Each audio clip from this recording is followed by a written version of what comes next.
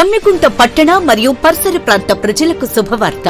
Solar గృహ విద్యుత్ ఉత్పత్తి రంగంలో సరికొత్త శకం. ఇప్పుడు మన జమ్మికుంటలో కార్తికేయ సోలార్ పవర్ జమ్మికుంట నెలకు 300 రూపాయలు ఆ పైన విద్యుత్ యూనిట్స్ ను ఉత్పత్తి చేసి 78,000 రూపాయల సబ్సిడీని అందుకోండి. చదువుల ఒడిలో విద్యార్థుల కష్టాలు అనే సిటీ కేబుల్ కథనానికి జమ్మికుంట మున్సిపల్ కమిషనర్ స్పందించారు.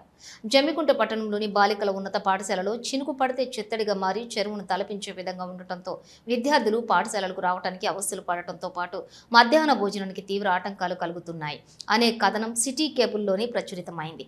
ఈ కథనానికి స్పందించినటువంటి జమ్మికుంట మున్సిపల్ కమిషనర్ మాట్లాడుతూ విద్యార్థుల సౌకర్యార్థం బాలికల ఉన్నత పాఠశాలలో అవసరమైన మొరం పోయించడంతో పాటుగా వీలైనంత వరకు చదును చేయడం జరుగుతుందని, ఈ విషయాన్ని మండల విద్యాధికారి ద్వారా జిల్లా ఉన్నతాధికారుల దృష్టికి తీసుకుని వెళ్లి పాఠశాలకు వచ్చే నిధుల ద్వారా శాశ్వత పరిష్కారం జరిగేలా చర్యలు తీసుకుంటామని పేర్కొన్నారు. ప్రస్తుతం సిటీ కేబుల్లో ప్రచురితమైన ఇలాంటి కథనాలతో తాము ముందస్తుగా చర్యలు తీసుకునేందుకు ఉపయోగపడుతున్నాయని, గతంలో కొత్తపల్లిలో సైతం విద్యార్థుల సౌకర్యార్థం మున్సిపాలిటీ ఆధ్వర్యంలోని చర్యలు చేపట్టడం జరిగిందని, పేద మధ్యతరగతి విద్యార్థుల కోసం సహాయ చర్యలు అందించడంలో జమ్మికుంట మున్సిపాలిటీ ఎప్పుడూ ముందుంటుందని కమిషనర్ అయాజ్ పేర్కొన్నారు. సాలవాడలుగా ప్రభుత్వ బాలికల ఉన్నత పాఠశాలలో ఎప్పుడు వర్షం పడ్డా అది లో లేయింగ్ అంటే ఆ స్కూల్ మొత్తం లో లేయింగ్ ఉంది, లోపలికి ఉంది, దానిపైన రోడ్ హైట్ ఉంది. కాబట్టి వర్షం పడ్డ ప్రతిసారి కూడా అక్కడ నీళ్ళు స్టాక్ అంటే ఇంతకుముందు కూడా ఛాన్సార్లు మన దృష్టికి వచ్చినప్పుడు వాటర్ క్లీన్ చేయడానికి కొద్ది వాటి మొరం కూడా వేయడం జరిగింది.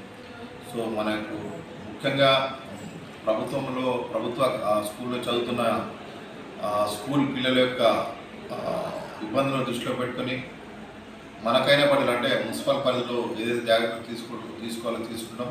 ముఖ్యంగా ఈసారి కూడా మనకు సిటీ కేబుల్ వారు కూడా ఇంతకుముందు కూడా చాలా స్కూల్కి సంబంధించి కొన్ని సమస్యలు మన దృష్టికి తీసుకొచ్చినప్పుడు అవి కూడా పరిష్కరించడం జరిగింది. ముఖ్యంగా మన యొక్క ప్రభుత్వ పాఠశాలలో చదువుకునే పేద విద్యార్థులు వాళ్ళకి ఇబ్బందులకు గురి కాకుండా మున్సిపల్ పక్షాన ఈరోజు కూడా మనం డివాటరింగ్ చేయించి అక్కడ కొద్దిగా మొరం కానీ గ్రావెల్ కానీ పోయిస్తాం. ఎందుకంటే ఇది ఎక్కడ సుమారుగా ఏం లేకుండా ఒక 30-40 ట్రిప్ల మొరం కానీ మళ్ళీ డిస్మెటల్ కానీ వేస్తే మాత్రం అక్కడ వాటర్ ఆగకుండా ఉంటుంది. వాటర్ ప్రతిసారి వర్షం పడ్డా ఒక గుంతలాగా ఉంది, ఆ గ్రౌండ్ అనేది గుంతలాగా ఉంటుంది. ఏ చిన్న వర్షం పడ్డా అటు నుండి మొత్తం వర్షం నీరు కూడా అక్కడ స్టాగ్నెట్ అయ్యి చిన్న పిల్లలకు వాళ్ళ అక్కడ అంగన్వాడీ సెంటర్ ఉంది, దాంతోపాటు మధ్యాహ్న భోజనం కూడా అక్కడే చేసుకుంటారు. కాబట్టి ప్రజలకు ఎటువంటి అంటువ్యాధులకు గురి కాకుండా మరియు తినేటప్పుడు అక్కడ పరిశుభ్రమైన వాతావరణం ఉండే విధంగా మేము కృషి చేస్తాం. సో ఈ విషయాన్ని కూడా గౌరవ ఎంఏ గారికి మరియు డిఓ గారి దృష్టికి తీసుకెళ్ళి